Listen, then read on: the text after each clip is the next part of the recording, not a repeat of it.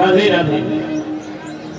আমি রাজশাহী জেলা বাগমারা থানা, আপনারা অনেকে পরিচিত আছে। রাজশাহী জেলা বাগমারা থানা, গ্রামের নাম হচ্ছে হলুদঘর। আমি পরপর 2 বছর কীর্তন করেছি এখানে। এই বছর বায়না হয়েছিল, দেশের পরিস্থিতির কারণে যাওয়া হয়নি। একটু মনোযোগ হয়ে শুনবো, বাস্তব উদাহরণ নিয়ে যান। প্রথম বছর যখন আমরা কীর্তনে গেলাম, কমিটি আমাদের বললো, দাদা ভাই আপনাদের জন্য একটা বাড়ি নির্ধারণ করা আছে, চলুন আপনার ব্যাগপত্র নিয়ে চলুন। আমরা সবাই পেছনে পেছনে বাড়িতে প্রবেশ করলাম। বাড়িওয়ালা এমন ভালোবাসা দেখালো, মা শুধু খাওয়ালে ভালোবাসা হয় না, মানুষের আচরণে ভালোবাসা প্রকাশ পায়। বাড়িতে বিশাল বাড়ি, মোটে 4 জন সদস্য। যিনি মেসমশাই, তিনি হচ্ছেন হাই স্কুলের হেডমাস্টার, রিটায়ার প্রাপ্ত হয়েছেন, ব্রেন স্ট্রোক করেছে, ভালো করে কথা বলতে পারেন না, চলতে পারেন না, কাউকে চিনতে পারেন না, এক জায়গায় বসে থাকে। তার হাতে ধরে নিয়ে আসা, নিয়ে যাওয়া হয়। মাসিমা গৃহ সংসারী, ছেলে আর ছেলের বউ, দুজনে প্রাইমারি স্কুলের শিক্ষক। বাবা ঠাকুর মা সকল। মাসিমা বলছে, বাবা গো তোমরা এসে আমার বাড়িটা যেন ভরে গেল গো, তোমরা এসে বাড়িটা আমার ভরে গেল বাবা, আমার এই খালি বাড়িটা পূর্ণ হয়ে গেল। একাকি তোমার মেসমশাই আমি পড়ে থাকি, বাড়িতে কথা বলবার মতো কেউ থাকে না। বাবা আমি তোমাদের জন্য মুড়ি ভেজে রেখেছি, নাড়ু করে রেখেছি। মাসিমা তুমি এত ভালো মানুষ, 2 দিন ধরে থাকলাম বাবা, তোমাদের ঘরে বাইরে সব জায়গায় তোমরা থাকো বাবা, কোনো বাধা নিষেধ। এত ভালোবাসা, 2টা দিন যে কত আনন্দে আমাদের পার হয়ে গেল আমরা বুঝতে পারলাম। কিন্তু বাবা ঠাকুর মা সকল কীর্তন শেষ, বিদায়ের বেলা ব্যাগপত্র গুছিয়ে মাসিমার চরণে প্রণাম দিচ্ছি।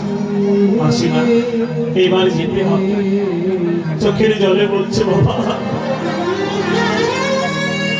যেতে দিতে যে মন চাইছে না, আমার কবে দেখা হবে বাবা, বলো তো বাবা। মাসিমা পৃথিবীটা গোল, হয়তো ভগবান চাইলে আবার দেখা হতে পারে না বাবা। আমার দেখা কি হবে বাবা,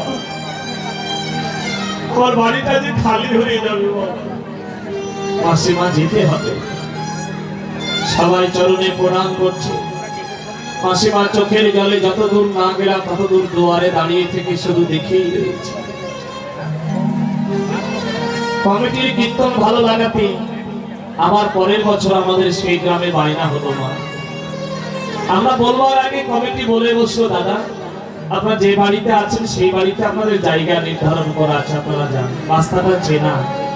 আনন্দের ব্যাগপত্র নিয়ে ছুটে চললাম বাড়ির দিকে। ডাকছি, বাড়ির ভেতরে যেতে না যেতে ছেলে করে ডাকছে, মাসিমা ও মাসিমা, আরে ঘর থেকে বের হবে, তো আমরা এসেছি। আমি ডাকছি, ও মাসিমা 1টা বছর পর তোমার বদন দেখবো, আরে বের হও না। ওই বাড়ির ছেলে দাদা ভাই বলছে, দাদা অনেক দূর থেকে এসেছেন, ক্লান্ত শরীর, বসে জল খান, আগে বিশ্রাম নিন। বসলাম। দাদা একদিকে দাঁড়িয়ে নির্বৃতি চোখের জল ঝরঝর করে ফেলছে আর বলছে, দাদা আর যতই মাসিমা মাসিমা বলে ডাকো, আমার মা কোনোদিন এই ঘর থেকে বের হবে না, আর কোনোদিন এই ঘর থেকে বের হবে না। কি হয়েছে? মাসিমা কোথায়?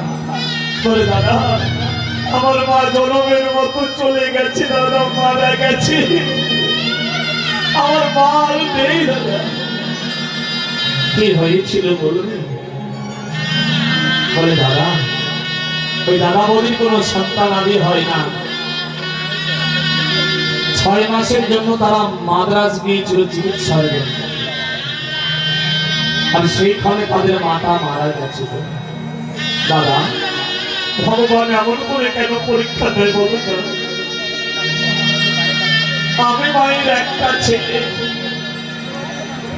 আমার মা সারা জীবন ধরে আমাকে লালন পালন করে বড় করে তুললো। আমার মা মারা গেল, আমি মায়ের শেষ কাজ যাত্রীটুকু করতে পারলাম না। শুধু মোবাইলে মায়ের মরা মুখটা দেখেছি, আর দূর থেকে চোখের জলে ভেসেছি। বাড়িতে গিয়ে আমার মায়ের মরণটা আমি আর দেখতে পারবো না, মা বলেও আর রাখতে পারবো না। অনেকক্ষণ থেকে চোখের জলে বক্ষ ভাসিয়ে কাঁদল। কি বলে সান্ত্বনা দেব? জগতে সবকিছু পাওয়া যায়, কিন্তু মায়ের ভালোবাসা, মায়ের ভালোবাসা কোথাও গিয়ে পাওয়া যায় না।